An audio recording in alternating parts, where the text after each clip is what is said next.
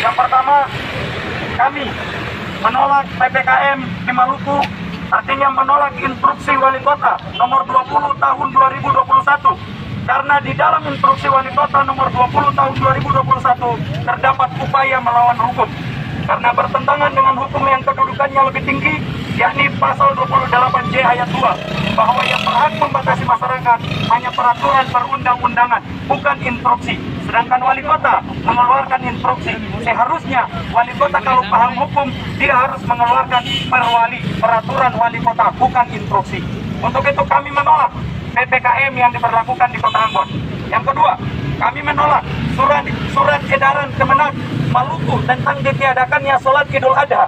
Selaku umat Islam yang baik, kami meyakini betul bahwa sholat di masjid adalah merupakan pahala yang terbaik.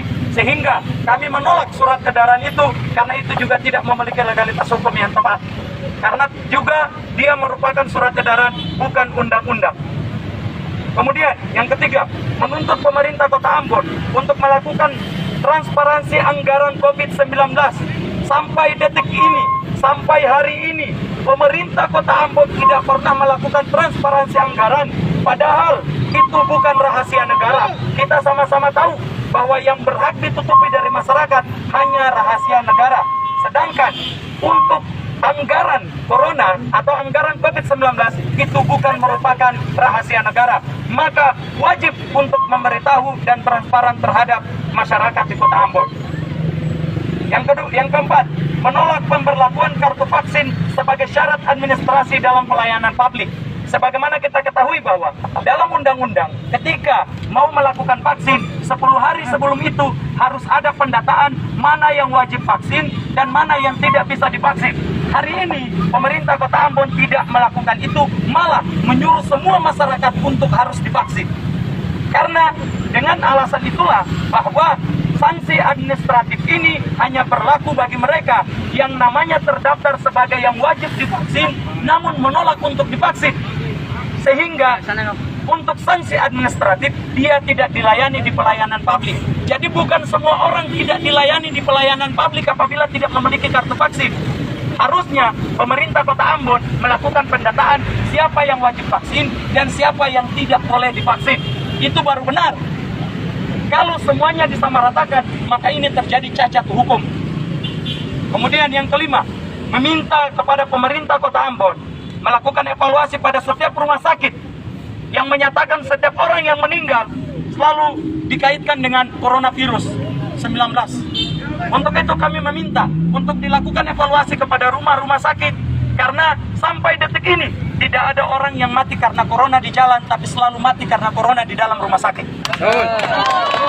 Jadi kami meminta evaluasi kepada pihak rumah sakit. Yang keenam, kami menolak dan mengutuk keras masuknya tenaga kerja asing ke Maluku.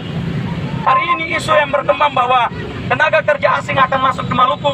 Kami menyatakan menolak tenaga kerja asing untuk masuk di Maluku. Anak negeri saja belum disejahterakan, apalagi kita mesejahterakan orang asing. Kita meminta untuk bagaimana hal itu tidak boleh. 6 poin tuntutan ini harus ditindaklanjuti oleh wali kota. Kemudian yang terakhir, kami masa aksi mengutuk keras tindakan agresif dari Satpol PP yang bekerja di dalam kantor wali kota Ambon yang melakukan pemukulan terhadap masa aksi secara tiba-tiba karena tidak mampu menjawab secara akademik hukum untuk masa aksi. Dalam hal ini kami masuk dengan melakukan pernyataan-pernyataan yang dilandasi dengan landasan-landasan hukum. Namun di dalam ini pemerintah Kota Ambon, Satpol PP sendiri belum membaca instruksi wali kota nomor 20 tahun 2021. Sehingga membuktikan bahwa semua yang berada di dalam kantor wali kota tidak tahu instruksi wali kota itu macam apa. Sedangkan kita membaca itu dengan jelas. Untuk itu kami masa aksi hari ini menyatakan menolak dan menyatakan pemerintah Kota Ambon harus menindaklanjuti 6 poin yang kami ajukan sebagai poin tuntutan. Jika tidak, maka kami akan melakukan aksi-aksi berikutnya. Ingat, aksi tidak hanya sampai di sini, tapi kami juga akan menuntut tindakan agresif Satpol PP. Kami memiliki semua bukti video bagaimana mereka menginjak-injak masa aksi, bagaimana mereka memukul-mukul masa aksi. Ingat, kami akan menggugat itu di pihak dan kami akan menempuh jalur hukum untuk bagaimana menindaklanjuti masalah tersebut. Hari ini kami memiliki bukti ada beberapa luka memar di teman-teman masa aksi. Untuk itu mungkin itu saja surat dan itu saja konferensi pers yang dapat saya sampaikan. Saya harap Bapak Wali Kota harus belajar hukum kembali untuk bagaimana bisa membuat aturan itu dengan lebih baik.